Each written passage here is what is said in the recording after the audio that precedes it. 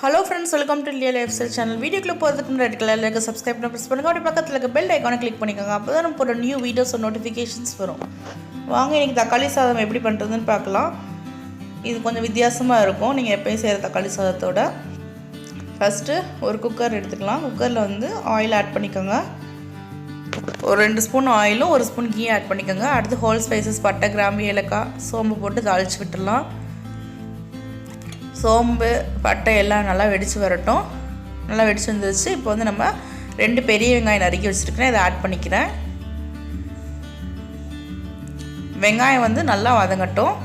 வெங்காயம் ஓரளவுக்கு நல்லா வதங்கின பிறகு நான் பச்சை மிளகாய் ஆட் பண்ணிக்கிறேன். நம்ம காரத்துக்கு தகுந்தபடி பச்சை மிளகாய் ஆட் பண்ணிக்கோங்க.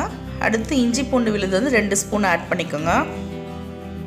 இதில் நம்ம வந்து மிளகாத்தூள் மல்லித்தூள் ஆட் பண்ண போகிறதில்ல, அதனால் பச்சை மிளகாய் உங்கள் காரத்துக்கு ஏற்ப ஆட் பண்ணிக்கோங்க.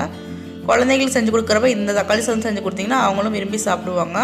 இதெல்லாம் நல்லா வதங்கின பிறகு நறுக்கி வச்சுருக்க தக்காளி, நான் இன்றைக்கி வந்து 10 பழுத்த தக்காளி எடுத்து வச்சுருக்கிறேன், அதை நறுக்கிக்கிறேன்.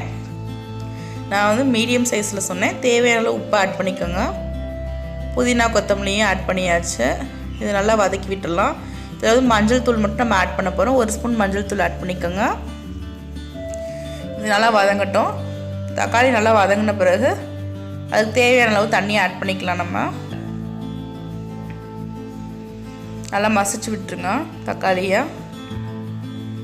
தக்காளி நல்லா வதங்கின பிறகு தண்ணி ஆட் பண்ணி நல்லா வதங்கிடுச்சு தக்காளி. இப்போ நான் தண்ணி ஆட் பண்ணிக்கிறேன். நான் வந்து 1 டம்ளர் அரிசி எடுத்துருக்கேன், அதுக்கு 2 டம்ளர் தண்ணி ஆட் பண்ணிக்கிறேன். இப்போ தண்ணி நல்லா கொதிச்சு வந்துட்டுருக்கப்போ நான் அரிசி ஆட் பண்ணிக்கிறேன். அரிசி ஆட் பண்ணிவிட்டு 2 விசில் வந்து மீடியம் ஃப்ளேமில் வச்சு எடுத்துக்கோங்க. உங்கள் குக்கரை பொறுத்து உங்களுக்கு எந்த சாதம் வேகிறதுக்கு எவ்வளோ நேரம் ஆகுமோ அதை பொறுத்து நீங்கள் ஆட் பண்ணிக்கோங்க, விசில் வச்சுக்கோங்க. இப்போ நான் எடுத்துட்டேன். கேஸ் ரிலீஸ் ஆகிடுச்சு. நம்மளோட சுவையான தக்காளி சாதம் ரெடி ஆகிடுச்சு. நல்லா கலர்ஃபுல்லாக இருக்குது பாருங்கள். இதுக்கு 1 ஸ்பூன் நெய் ஆட் பண்ணிக்கோங்க. ஆட் பண்ணிவிட்டு நல்லா கிண்டி விட்டுருங்க. நம்மளோட தக்காளி சாதம் ரெடி ஆகிடுச்சு. இதே மாதிரி உங்கள் கிட்ஸ்க்கு நீங்கள் லஞ்ச் பாக்ஸ் ரெசிபியாக செஞ்சு கொடுங்க. இந்த வீடியோ உங்களுக்கு பிடிச்சிருக்குன்னு நினைக்கிறேன். தேங்க்யூ.